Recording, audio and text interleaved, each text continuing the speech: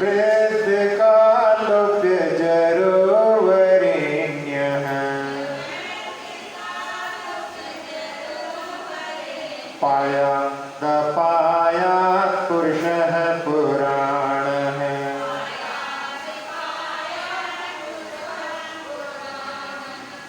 सत्रहवें काव्य को निकाल लें।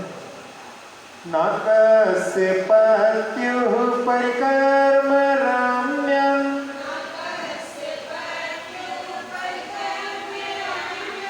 नागम्य रूपस्य तवोपकारी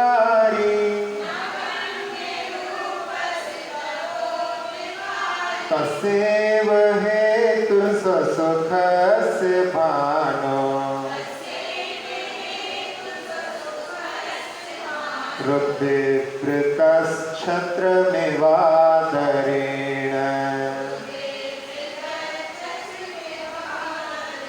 कोपेक्षिकस्तत्त्वसुखोपदेशः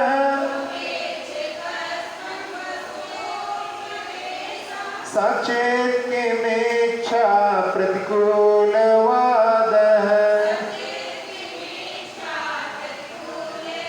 क्वासौ क्व वा सर्वजगत्प्रियत्वम्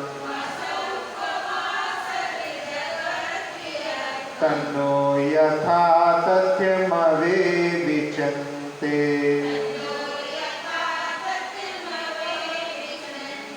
कल 17वें काव्य में कि नागपति भगवान की बहुत अच्छी सेवा करता है, लेकिन भगवान के स्वरूप को नहीं जानता, अनंत स्वरूप है जिनका, इसलिए वो उनके लिए कोई भी उपकारी नहीं होती और वो उनके स्वयं के लिए सुख का हेतु होती है। जिस प्रकार से सूर्य के लिए कोई छत्र आदर के साथ में लगाता है तो स्वयं उसको जो है छाया प्राप्त हो जाती है। फिर 18वें काव्य में कि भगवान कहाँ आप उपेक्षक राग द्वेष से ऊपर उठे हुए और कहाँ आपका सुख का उपदेश देना, और वह सुख का उपदेश भी बिना इच्छा के बोलना और बिना इच्छा के बोलने के बाद में भी सारे जग के प्रिय होना। इसलिए भगवान हम आपके यथार्थ जो स्वरूप है उसको नहीं जानते, आपकी वास्तविकता से परिचित नहीं है। अब 19वें काव्य से हम प्रारंभ करते हैं। तुंगात् फलं यत्तद् किंचनाच्च तुंगात् फलं यत्तद् किंचनाच्च। हाँ, चा के बाद में आगे प्रा भी आ रहा है तो प्रा का जो है पा भी इसमें पर मिलाएंगे तो चप ऐसा निकलेगा। तुंगात् फलं यत्तद् किंचनाच्च प्राप्यन् समृद्धान् न धनेश्वरादेः प्राप्यन् समृद्धान् न धनेश्वरादेः निरंभसोऽप्युच्चितमादिवार्द्रेर् निरंभसोऽप्युच्चितमादिवार्द्रेर् वाद्रेर, ऐसा निरंभसोऽप्युच्चितमादिवाद्रेर निरंभसोऽप्युच्चितमादिवाद्रेर नैकापि निर्याति ध्वनिपयोधे नैकापि निर्याति ध्वनिपयोधे तुंगात् फलं यत्तद् किंचनाच्च प्राप्यन् समृद्धान् न धनेश्वरादेः निरंभसोऽप्युच्चितमादिवाद्रेर् नैकापि निर्याति ध्वनिपयोधे तुंगात् फलं यत्तद् किंचनाच्च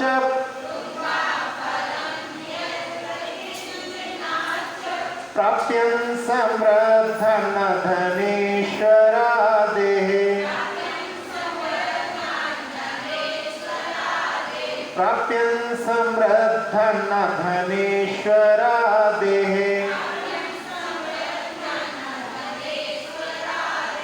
निरम्भसोऽप्युच्युतमादिवाद्रे नैकापि निर्याति धुनी पयोधेः तुंगात् फलं यत् किंचनाच प्राप्यं समृद्धं न धनेश्वरादेः निरम्भसोऽप्युच्युतमादिवाद्रे नैकापि निर्याति धुनी पयोधेः।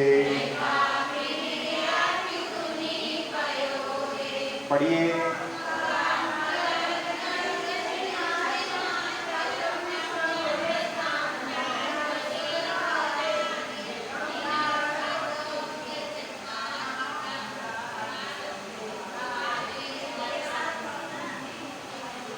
सब गाड़ियां जो है अलग अलग स्पीड से चल रही हैं, इसलिए अपने अपने समय पर स्टेशन पर पहुंच रही हैं। हाँ चलिए। तुंगात् फलं यत् किंचनाच प्राप्यं समृद्धं न धनेश्वरादेः निरम्भसोऽप्युच्युतमादिवाद्रे नैकापि निर्याति धुनी पयोधेः।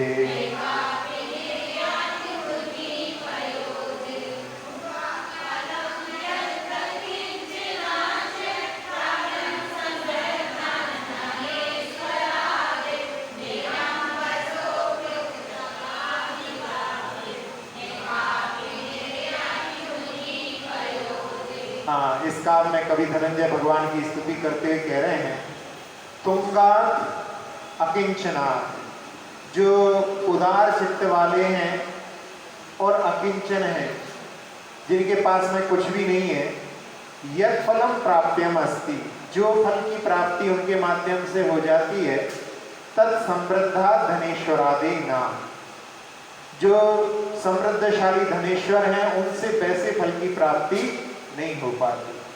उदाहरण देते हुए कवि धनंजय बोल रहे हैं, निरंबसा अपि उच्चतमाद अद्रे एव, जैसे जो पहाड़ होते हैं उनमें पानी नहीं होता, ऊंचे ऊंचे पहाड़ों पर पानी कहाँ होता है, फिर भी पयोधे एका अपि धुनीना निर्याति, लेकिन फिर भी उनसे तो पहाड़ों से तो नदियां निकलती हैं, लेकिन पयोधे यानी समुद्र से जो पानी से भरा होता है उससे एक भी, धुनी शब्द जो है नदी के लिए है, वहां से एक भी नदी नहीं निकलती। तो जो उदार चित्त वाले हैं, जिनके पास कुछ नहीं है, उनसे तो कुछ फल की प्राप्ति होती, जैसे फल की प्राप्ति होती है वैसी समृद्धशाली धनेश्वरों से नहीं होती है। उदाहरण में भी कि बड़े बड़े पहाड़ होते हैं जो कि पानी से शून्य होते हैं, लेकिन फिर भी वहां से नदियां निकलती हैं, और पयोधी जो समुद्र है वहां पर बहुत पानी होता है, लेकिन वहां से एक भी नदी नहीं निकलती। अब यहाँ भगवान की दृष्टि से देखा जाए तो पूरी दुनिया के सारे अन्य देवताओं को देखा जाए तो वो बड़े समृद्धशाली दिखाई देते हैं। समृद्धशाली यानी उनके यहाँ पर बहुत सारे जेवर पहने हुए हैं, मुकुट है, सिंहासन है, और सारी चीजें जो है वैभव की सब उनके पास में, लेकिन उनसे वैसे फल की प्राप्ति नहीं होगी जैसे वीतराग प्रभु के द्वारा, जिनके पास में कुछ नहीं है लेकिन उदार हैं, सारे जीव के कल्याण की भावना से भरे हुए हैं, उनसे जो फल की प्राप्ति होगी वो संसार में और कहीं नहीं होगी। वैसे अपने को लौकिक दृष्टि से देखें तो लौकिक दृष्टि से भी ऐसा ही देखने में आता है कि बड़े बड़े समृद्धशालियों से पैसे दान आदि की प्राप्ति नहीं होती, जैसे कि जो निर्धन भी होते हैं लेकिन उदार चित्त वाले होते हैं उनसे हो जाती है। पंच कल्याणक का समय था। उस समय में दान सब जगह से लिया जा रहा था। तो एक चाट की ठेला लगाने वाला व्यक्ति, उसके पास में वो लोग गए, तो उसने दिन भर की जो कमाई की थी, उस कमाई को जिसने पूरा का पूरा जो है उड़ेल दिया, जिसमें कि केवल कमाई नहीं थी, लागत भी लगी थी, उसने पूरा का पूरा दे दिया। वहाँ पर जो लोग लेने गए थे वो लोगों ने सोचा नहीं था कि इतना तो हम भी नहीं, एकदम पूरे दिन भर का जितना बिकाया उसमें माल और साथ में कमाई दोनों देने के लिए हम लोग तैयार नहीं होंगे, लेकिन उसने जो है एक बार में सारा का सारा दे दिया। तो ये उदाहरण के रूप में इसी प्रकार से जब शेखर जी के पंचकल्याण बहुत सालों पहले जब वहाँ पर हुए थे, उस समय में कलश की बोली लग रही थी और एक साधारण सा व्यक्ति वहाँ पर बोली लगाने के लिए लगते लगते और दूसरी तरफ से साहू शांति प्रसाद जी की तरफ वाले परिवार वाले, तो 1,10,000 तक उस व्यक्ति ने, कलकत्ता का व्यक्ति था, उसने लगाई और 1,11,000 में उनके जो साहू जी के परिवार को वो प्राप्त हो गई। उसके बाद में उस व्यक्ति ने 1,10,000 का चेक काट करके दिया वहाँ पर। तब उस समय में साहू जी ने कहा कि ये निर्माल्य की परिभाषा, नई परिभाषा आज इन सज्जन ने हम सबको समझाई है कि हमने जितना बोल दिया मतलब वो तो हमें अलग कर देना चाहिए। और उसके बाद में कहा कि हम आपका सम्मान करना चाहते हैं, तो उन्होंने कहा कि मेरा सम्मान हो जाएगा तो वो भी बोली जैसा हो जाएगा, इसलिए यहाँ पर जो हमने भाव किए थे उतने हमने यहाँ पर दान कर दिए। तो वो बड़े करोड़पति आदमी हैं, उन्होंने भी उस व्यक्ति की प्रशंसा की कि इन्होंने एक हमको नई बात सिखाई। इसी प्रकार से जो एक महाकवि निराला हुए हैं, जिनके पास में ज़्यादा पैसे नहीं रहते थे, लेकिन जितने पैसे रहते थे यदि कोई मांगता था तो वो सारे के सारे दे देते थे। एक बार उनको एक किसी प्रकाशक ने जो 500 रुपये मिले उनको, और उस समय में एक महादेवी वर्मा उनकी बहन जैसी मानी जाती थी, तो उन्होंने कहा कि आप सारे पैसे को उड़ा देते हो, हम आपके लिए ठंड का समय आ रहा है, एक कोट बनवा देते हैं। और उन्होंने कोट बनवा दिया। थोड़े दिनों बाद देखा ठंड के समय में ऐसे ही वो मिले बिना कोट के, तो पूछा तो उन्होंने कहा कि एक स्टूडेंट आया था, उसको जो है छात्र को अपनी फीस भरने के लिए पैसे चाहिए थे, अब हमारे पास और पैसे तो थे नहीं, तो हमने कोट दे दिया, हमने कह दिया कि तुम इसको बेच करके अपनी फीस भर देना। तो फिर जब पूछा तो कहे कहाँ गया कोट, तो कहते जिसके भाग में होगा वो पहन रहा होगा। ऐसे मतलब उदार चित्त उनके जीवन की ये घटना है। तो इसी प्रकार से एक महानगर का एक दृष्टांत पड़ा था कि जहाँ पर साधु संतों का निवास था, वहाँ पर एक व्यक्ति आया और उस समय में उसने बोला महाराज जी से कि महाराज जी हम 2,000 रुपये प्रति महीने कमाते हैं, और इतना बोल पाया तो महाराज ने कहा हाँ कोई दिक्कत नहीं है, आप यहाँ बैठो, हमारे पास में बहुत सारे लोग धनवाने आते हैं, हम किसी से बोल देंगे वो आपकी मदद कर देंगे। तो उसने कहा कि नहीं महाराज जी मैं कोई मदद लेने के लिए नहीं आया हूँ, मैं 2,000 रुपये, पुरानी घटना है, 2,000 रुपये महीने के कमाता हूँ और मेरा 1,200 रुपये में पूरा खर्च चल जाता है, 800 रुपये में मुझे कहाँ दान करना है आप मुझे ये बता दो। तब उन्होंने कहा कि ऐसे जो है व्यक्तियों से भी ऐसा जो दान के भाव होते हैं वैसे बड़े बड़ों में नहीं होते। जहाँ पर 2,000 में यदि परसेंटेज निकालो तो कितना परसेंटेज उसने दान कर दिया। जो बड़े बड़े रईस भी रहते हैं वो 1-8% भी दान नहीं करते हैं, और उसमें भी बहुत हो जाता है क्योंकि उनके पास में बहुत संपत्ति है। तो यहाँ पर उदार चित्त वालों के माध्यम से जो धन की प्राप्ति होती है वैसे फल की प्राप्ति समृद्धशाली धनेश्वरों से नहीं होती। यहाँ पर भगवान के लिए दिखाया है कि भगवान के पास में देखा जाए तो वास्तव में कुछ भी नहीं है, अकिंचन है। भगवान का स्वरूप क्या है? अकिंचन है। लेकिन उनके द्वारा जो अपने लिए प्राप्त हो सकता है वैसा संसार में और कहीं नहीं हो सकता। एक सिग्नल पर जब गाड़ियां रुकती हैं तो वहां का एक दृश्य कि एक 4 व्हीलर सफेद जो है बड़ी लंबी कार आकर के रुकी, एक ऑटो आकर के रुका और एक बस आकर के रुकी। अब वहां पर एक भिक्षुक था, वो सबसे पहले बस के पास गया, बस से मांगने के बाद में फिर वो ऑटो के पास में आया। और ऑटो के पास आया तो ऑटो में जो व्यक्ति बैठा हुआ था बस भी उसी दिशा में जा रही थी जिसमें उसको जाना था। तो उसने कहा भैया कितने पैसे हुए, उसने उसको पैसे दिए और जहाँ तक जाना था वहाँ तक जाने में 20 रुपये और लगते।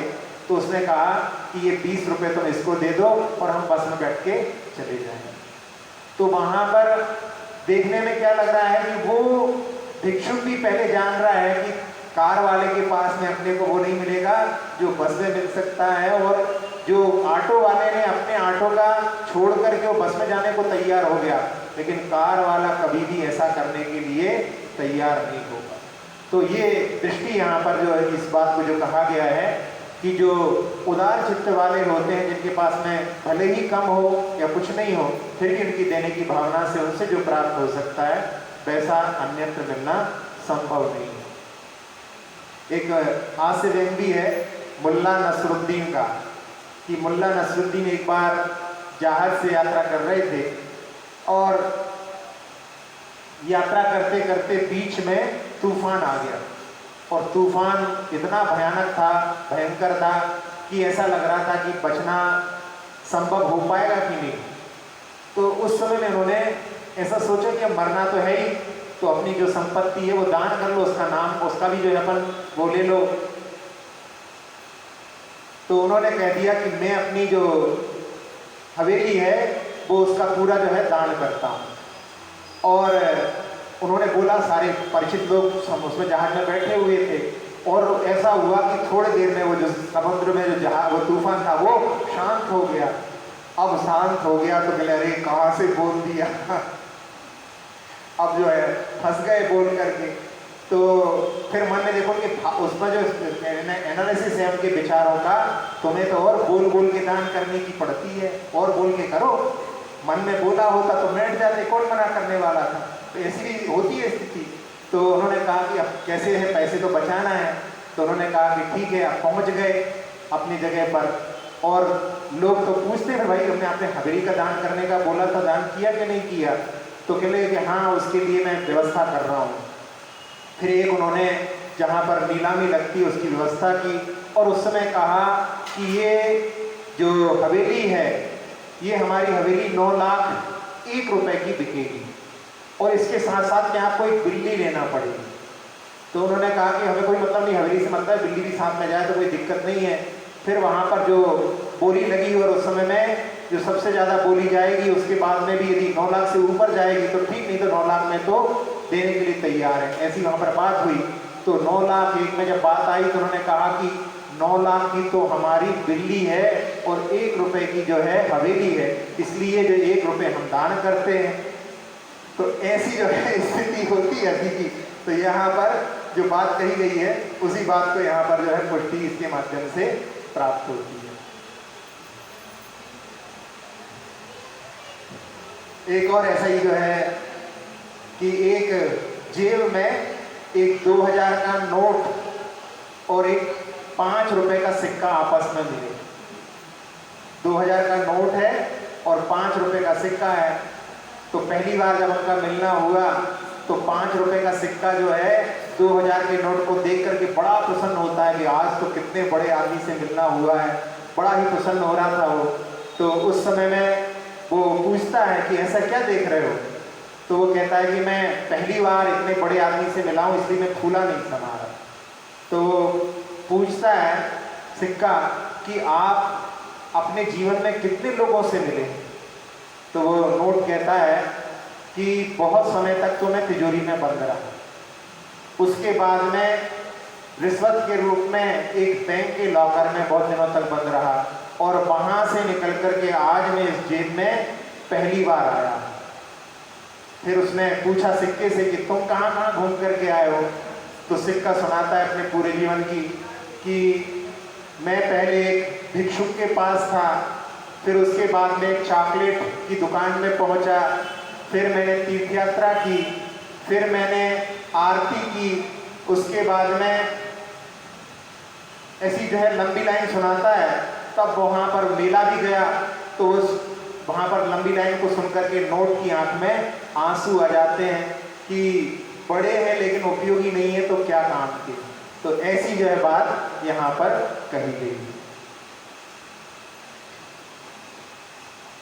आज ये वाला काव्य और इसके बाद में जो 21वां वाला काव्य, उन दोनों में लगभग समान बात है, इसलिए आज 3 काव्य अपन यहाँ पर दे देंगे। खुदार जिन अकिंचन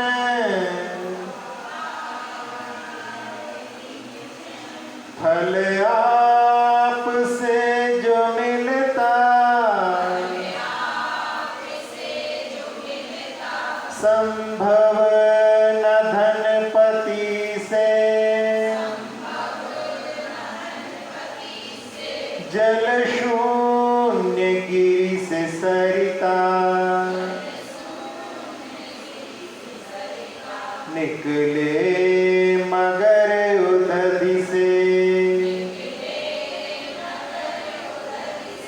निकली कभी क्या धारा, भव विष का है प्रणाशक, प्रभु गुण की है ये माला,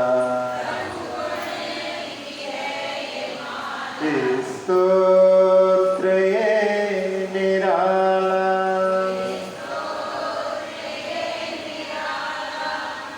चलिए 20वें काव्य पर। त्रैलोक्य सेवा नियमाय दंडन,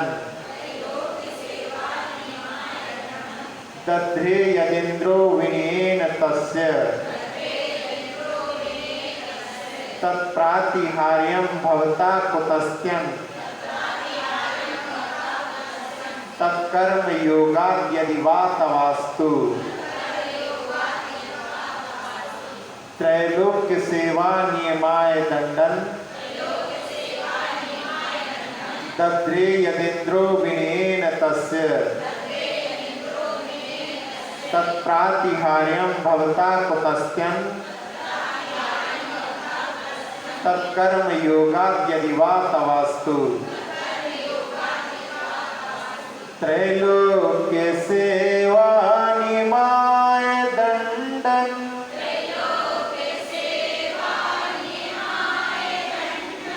दध्रे यदिन्द्रो विनयेन तस्य,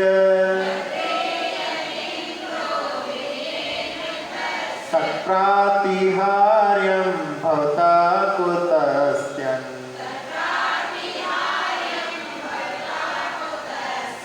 तत्कर्म योगात् यदि वा तवास्तु। त्रैलोक्य सेवा नियमाय दंडन,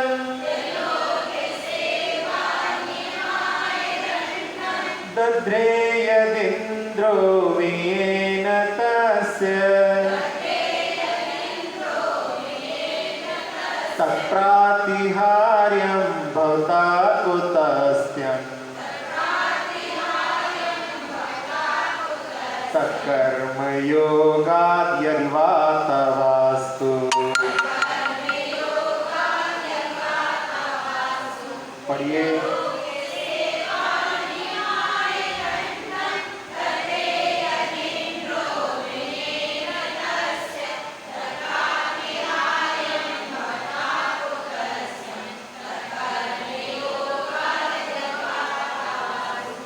हाँ, इस काव्य में यत् इंद्रः विनयेन त्रैलोक्य सेवा नियमाय दंडन दध्रे, इंद्र ने बड़ी विनय के साथ में कि मैं 3 लोक की सेवा करूंगा, इस प्रकार के नियम के साथ में दंड को धारण किया। तत्प्रातिहार्यं तस्य स्यात्, उसके कारण में उसका प्रातिहार बना प्राप्त होता है। भवता कुतस्त्यं, लेकिन भगवान आपको प्रातिहार बना कैसे प्राप्त हुआ? फिर यहाँ पर कह रहे हैं यदि वा तत्कर्म योगात् तवस्तु, आप उसके लिए निमित्त बने, आपके कारण में उसने इस प्रकार का सेवा का नियम संकल्प लिया, तो उसके लिए आप निमित्त बनने के कारण में आपको भी वो जो है हो, इस प्रकार से आपका भी प्रातिहार बना प्राप्त होता है। यानी आपके तीर्थंकर नाम करके संयोग होने से या इंद्र के उस कार्य में प्रेरक होने से आपको भी प्रातिहारपना प्राप्त हो, ये बात यहाँ पर कही गई है। प्रातिहार शब्द जो है वो प्रतिहार से प्रातिहार बनता है। प्रतिहार यानी होता है वॉलेंटियर होते हैं स्वयं सेवक। तो इंद्र ने वहाँ पर कि भगवान जिस समय में आदिनाथ भगवान के समय में भोग भूमि से कर्म भूमि का रूपांतरण होना था, तो उसमें बहुत बड़ा काम उनके जिम्मेदारी वाला था। तो उस समय में इंद्र ने कि मैं इस कर्म भूमि से भोग भूमि से कर्म भूमि की व्यवस्था को संभालूंगा, तो वहाँ पर उन्होंने दंड को धारण किया था, इसलिए वो प्रतिहार का भाव प्रातिहार पने को प्राप्त हो जाते हैं। और भगवान के भी 8 प्रातिहार होते हैं। तो यहाँ कहा कि उनका तो ठीक है कि वो प्रतिहारपन कर रहे हैं, इसलिए प्रातिहारपने को प्राप्त हो रहे हैं। तो आपका प्रातिहारपना कैसे है? तो एक तो उसमें निमित्त होने से, उसके लिए प्रेरक होने से वो उनका प्रातिहारपना हो जाता है। यानी जो करवा रहा है और जो कर रहा है, दोनों का वहाँ पर जो है वहाँ पर आधार रहेगा। इस दृष्टि से यहाँ पर भगवान को भी प्रातिहारपना प्राप्त हो जाता है। और दूसरा इसमें दिया गया है कि जो 8 प्रातिहार होते हैं वो यहाँ पर आभूषण आदि अन्य लोग अन्य जो देवता आदि पहनते हैं, लेकिन भगवान के अशोक वृक्ष आदि जो 8 प्रातिहार यही यहाँ पर उनकी शोभा को बढ़ाने वाले होते हैं। तो यहाँ पर प्रातिहार जो शब्द है उसमें श्लेष के साथ में यहाँ पर बताया गया है कि जैसे अन्य देवता तो अपने शरीर पर धारण करते हैं, वैसा जो है भगवान का प्रातिहारपना नहीं होता है। भगवान के प्रातिहार आभूषण कहाँ से आए?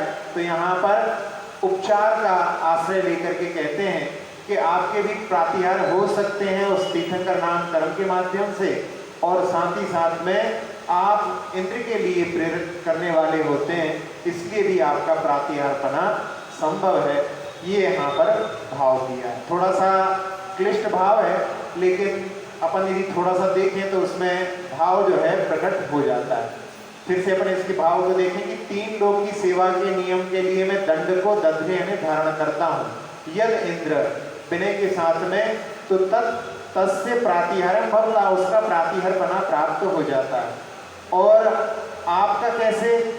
तो यहाँ पर कह रहे हैं उस कर्म के योग से आपको भी प्राप्त हो सकता है। तो तीर्थंकर नाम कर्म भी है और उसके लिए प्रेरित करने वाले होने से भी आपका प्रातिहारपना बन जाता है। ये इसका संक्षेप में स्पष्टीकरण है। प्रतिहार यानी वॉलेंटियर हो गया, तो प्रतिहार का जो कार्य कर रहा है तो वो प्रातिहार कहलाएगा।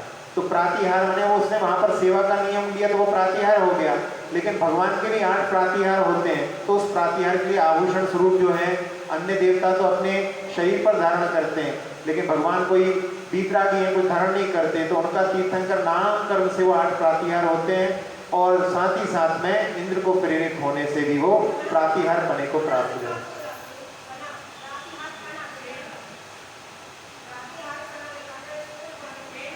हाँ, वही प्रातिहार, आपके भी प्रातिहार हो, वो प्रातिहारपना को प्राप्त हो जाता है प्रतिहार के भाव के हिसाब से।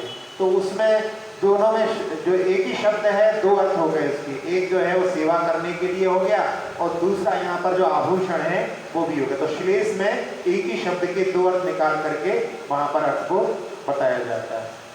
त्रिभुवन की सेवा करने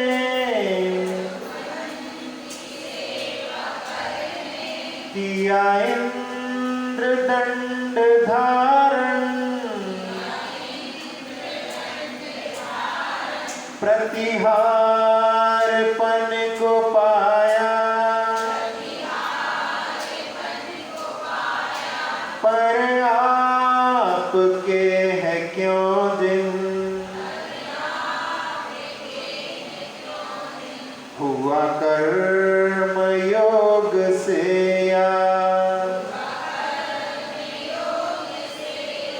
प्रेरित ये आप द्वारा, भव विष का है प्रणाशक,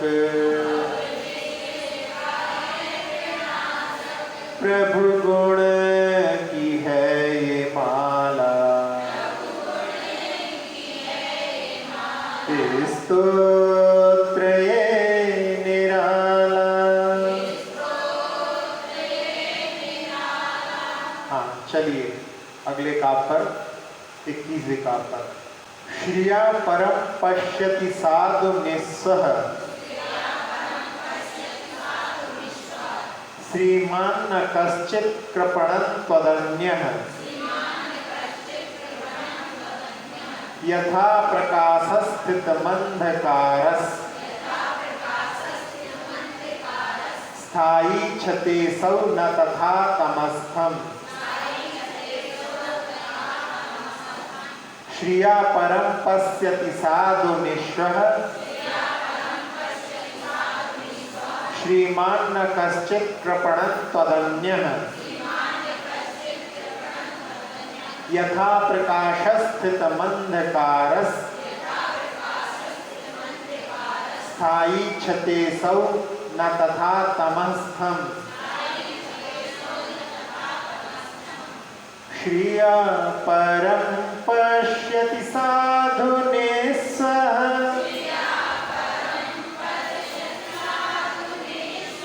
श्रीमान न कश्चित् कृपणं त्वदन्यः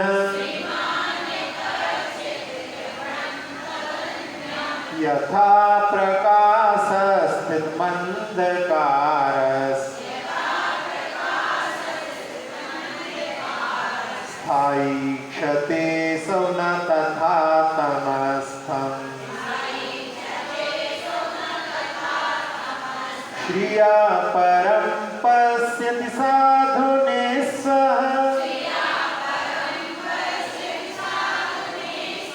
श्रीमान न कश्चित् कृपणं त्वदन्यः यथा प्रकाशस्थितमन्धकारस् स्थायी छते सौ न तथा तमस्थम्। पढ़िए।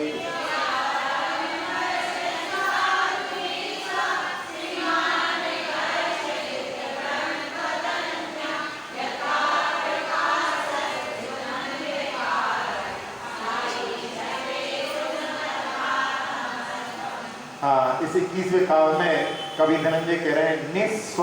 निस्व यानी स्व होता है धन। आप लोगों ने वो सूत्र पढ़ा है, स्वस्याति सर्गो दानम। स्व शब्द जो है धन के लिए होता है, तो निस्व यानी जिसके पास में धन नहीं है।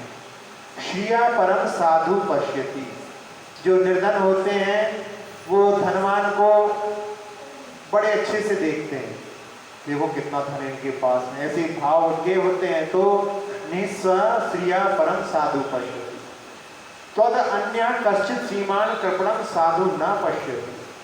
लेकिन आपको भगवान आपको छोड़ करके कोई भी धनवाला जो गरीब है उसको अच्छे से नहीं देखता। भगवान की श्रीमान है तो उनके पास भी समोषण रूपी लक्ष्मी है, तो कह रहे हैं भगवान आपको छोड़ करके कोई भी ऐसा लक्ष्मीपति नहीं है जो दरिद्र हैं उनको अच्छे से देखता हो, यानी कोई भी उनको अच्छे से नहीं देखता। अमीर आदमी गरीब को अच्छे से नहीं देखता। अब यहाँ उदाहरण के माध्यम से समझा रहे, अंधकार स्थायी प्रकाश स्तंभ यथा ईक्षते। जैसे कोई अंधकार में स्थित हो और जो प्रकाश में स्थित है उनको तो वो देख लेता है। तो यहाँ पर अंधकार, यहाँ पर दरिद्रता का जिसके ऊपर अंधकार है, वो जिसके पास में धन है उसके प्रकाश को वहां पर देख लेता है। तो अंधकार में कोई स्थित है और कोई प्रकाश में स्थित है, तो अंधकार में दिखने वाला, अंधकार में रहने वाला दिखाई नहीं देता, तो प्रकाश में जो है उसको देख लेते हैं। तो यहाँ पर कह रहे हैं तथा असौ तमा स्तंभना इक्षिते। तो जो अंधकार में स्थित है उसको कोई नहीं देखता है, लेकिन जो प्रकाश में स्थित है उसको सभी लोग देख लेते हैं। तो यहाँ पर भगवान की जो दृष्टि रहती है, चाहे वो गरीब हो चाहे अमीर हो, सबकी ओर उनकी दृष्टि रहती है। लेकिन जो धनवान होते हैं वो गरीबों को नहीं देखते हैं और गरीब जो होते हैं वो धनवान को देख लेते हैं। तो उदाहरण के रूप में दिया कि अंधकार में जो स्थित है वो प्रकाश में स्थित को तो देख लेता है और जो प्रकाश में स्थित है वो अंधकार में स्थित को नहीं देख पाता है। तो यहाँ पर भगवान की जो बात बताई गई कि भगवान की दृष्टि सबकी ओर समान रहती, चाहे वो कोई गरीब हो चाहे धनवान हो, सबके प्रति समान रहती है। इसी प्रकार से साधु की भी जो चर्या होती है उसमें भी उनके लिए चांद्री चर्या नाम भी आता है। कई प्रकार की जो होती है चर्याएं, उसमें एक होती है गोचरी। तो गोचरी गाय के समान, जहां पर जो देने वाला है उसके आभूषणों को ना देख करके अपने हाथ में जो भोजन है उसको देखना, वो गोचरी कहलाता है, गाय के समान। इसी प्रकार से चांद्री चर्या में चंद्रमा जो अपनी चांदनी गरीब के घर में भी पहुंचाता है और अमीर के घर में भी पहुंचाता है, इसी प्रकार से साधु की जो चर्या होती है गरीब और अमीर सबके यहाँ होती है। इस प्रकार से चांद्री चर्या की जाती है। तो यहाँ पर भगवान के लिए कहा जा रहा है कि भगवान जो है सबके लिए तद अन्य, आपको छोड़ करके अन्य जो श्रीमान है वो अच्छे से नहीं देखते, लेकिन भगवान जो है सबके लिए अच्छी तरह से देखते हैं ना, सबके प्रति समान दृष्टि रखते हैं। अब इसमें एक जो व्यंग जैसा ही है, प्राचीन उसमें काव्य में आता है कि दरिद्रता नमस्तुभ्यम, वहाँ पर जो दरिद्रता के लिए नमस्कार कर रहा है कि तुम्हारे प्रसाद से मैं सिद्ध हो गया हूँ। सिद्ध दिखाई नहीं देते, तो गरीब कह रहा है कि दरिद्रता तुम्हारे प्रसाद से, तुम्हारी जो कृपा से मैं सिद्ध हो गया हूँ, लोग मुझे देखते ही नहीं है तो मैं सिद्ध हो गया हूँ। तो ये व्यंग जैसा है, लेकिन यहाँ पर जो भाव कहा गया है ये तो मतलब संसार की रीति है, इसलिए इसमें कुछ नहीं, लेकिन भगवान जो है सबको समान दृष्टि से देखते हैं। आप लोगों ने वो भी एक उदाहरण सुना होगा कि अमीर की दुकान पर गरीब जो है अपने बच्चे के साथ पहुंचा था और उस समय में गर्मी का समय था, प्यास लग रही थी, बच्चा जो है प्यास से मचलता है और वो बोलता है कि हमको पानी पीना है। तो उससे सेठ जी से बोलते, सेठ जी पानी पिला दो, पानी पीना है बच्चे को। तो कहना ठहर जाओ, अभी आदमी आने वाला है, आदमी आने वाला है। कई बार बोलने के बाद में बच्चा जो है बड़ा बेचैन हो जाता है, तो वो व्यक्ति कहता है कि सेठ जी थोड़ी देर के लिए आप ही आदमी बन जाओ, जहाँ पर दूसरे की प्यास का ठान नहीं है। तो ऐसी वहाँ पर स्थिति हो जाती है। एक और दूसरा उदाहरण, जिसमें एक जो फैक्ट्री थी वहाँ पर कई मजदूर काम करते थे और जो सेठ था वो बहुत ही कंजूस था, खर्च भी नहीं करता था, लोगों के लिए सही तरह से तनख्वाह भी नहीं देता था। एक बार उसका जन्म दिवस था, तो उस समय में उसने वहाँ पर जन्म दिवस का जो आयोजन हो रहा था वहाँ पर उसने घोषणा की कि मैं यहाँ पर एक प्रतियोगिता करूँगा और उसमें 1 लाख रुपए इनाम दिया जाएगा। तो सब लोग बड़े आश्चर्य में पड़ गए कि जहाँ पर थोड़े थोड़े पैसों के लिए भी बड़ी परेशानी रहती, वहाँ पर सेठ जी को आज ऐसा क्या हो गया कि 1 लाख रुपए जो है बोल रहे हैं। तो उसमें उन लोगों को आश्चर्य हो रहा था। फिर बाद में सेठ जी ने कहा कि इसकी कुछ शर्तें भी सुन लो। तो उसमें शर्तें बताया कि जो जीत जाएगा उसको 1 लाख मिलेंगे, लेकिन जो हार जाएगा उसको 1 साल की तनख्वाह सब काट ली जाएगी। तो फिर भी एक व्यक्ति जो है उसके लिए, बाकी सब तो पीछे हट गए, भैया 1 साल की तनख्वाह चली जाएगी तो फिर क्या जीवन में हो पाएगा। तो सब लोग पीछे हट गए, लेकिन एक व्यक्ति जो है कि आप वो बताएं सही कि प्रतियोगिता में क्या क्या देना है उत्तर। तो उन्होंने बोला कि वैसे आप लोगों को अभी तक मालूम नहीं होगा कि मेरी एक आंख नकली है, जो बताएगा कि ये आंख नकली है उसके लिए 1 लाख रुपए दिए जाएंगे। यदि हार जाएगा तो फिर उसकी 1 साल की जो है तनख्वाह जब्त कर ली जाएगी। तो एक व्यक्ति ने फिर भी कहा कि आपकी ये वाली आंख जो है नकली है। तो उसको मतलब हार चुका था, मतलब वो जो व्यक्ति जीत चुका था, तो उसको बड़ा आश्चर्य हुआ कि इसने कैसे पता कर लिया। तो उससे पूछा कि तुमने कैसे जो है जान लिया कि ये वाली आंख नकली है। कहले मत पूछो, आपको दुख होगा उससे। तो उसने कहा नहीं बताओ। तो उस समय में उसने कहा, ये भी इसके साथ में इंक्लूड है कि आपको इसका कारण भी बताना पड़ेगा। तो आपको बताना पड़ेगा कि ये वाली आंख आपने नकली कैसे कह दिया। तो उसने कहा कि आपकी नकली आंख जो है उसमें तो थोड़ी करुणा झलक रही है, लेकिन आपकी जो असली आंख है उसमें करुणा से हीन है। इसलिए हम जो है इसको पहचान गए कि नकली आंख में ही करुणा हो सकती है। जहाँ पर 1 साल की पूरी तनख्वाह काटने की बात कर रहे हो, वहाँ पर उसके मन में करुणा के भाव कहाँ से हो सकते हैं।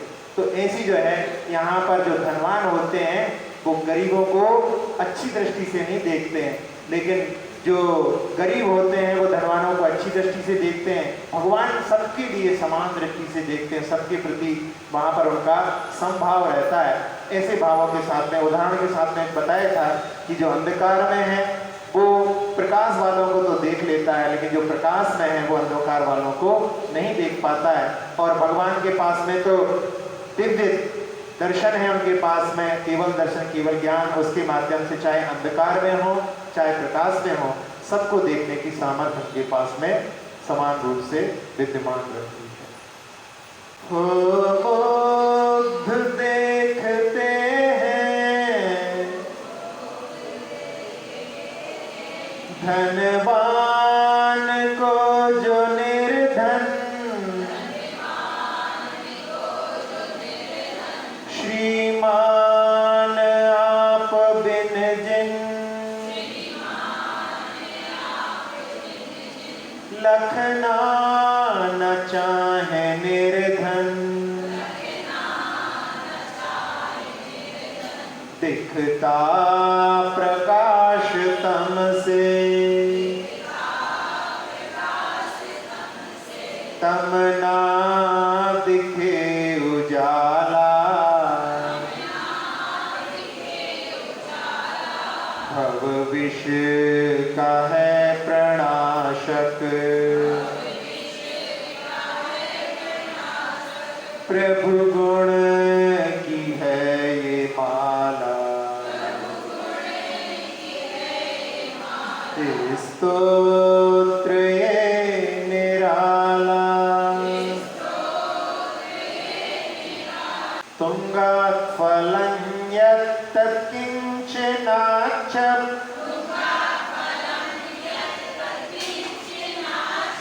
प्राप्यं समृद्धं धनेश्वरादेः,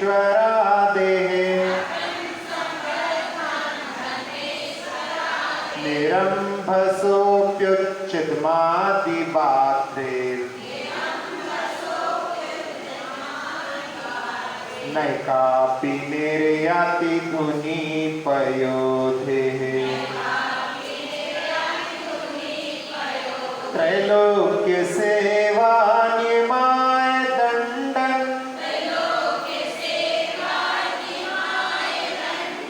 दध्रे यदिन्द्रो विनयेन तस्य,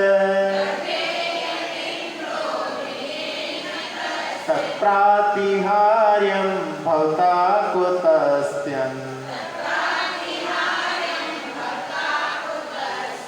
तत्कर्म योगाद्यदि वा तवास्तु, श्रिया परं पश्यति साधु निःस्सः, श्रीमान् न कश्चित् कृपणं त्वदन्यः, यथा प्रकाशस्थितमन्धकारस्, स्थायी क्षते सौ न तथा तमस्थम्, अक्षर पद मात्रा से दूषित, और प्रमाद कषाय के वश में सम्यक अर्थ विलीन किए,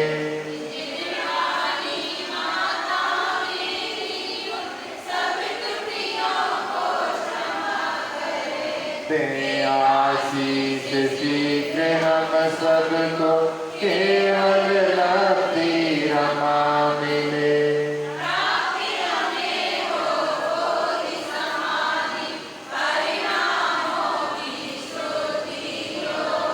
निज आत्म उपलब्ध बने हो, शाश्वत सुख की सिद्धि हो,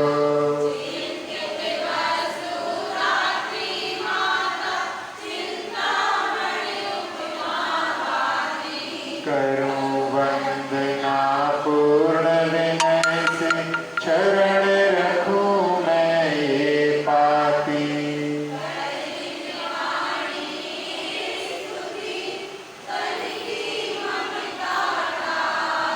महामंत्र का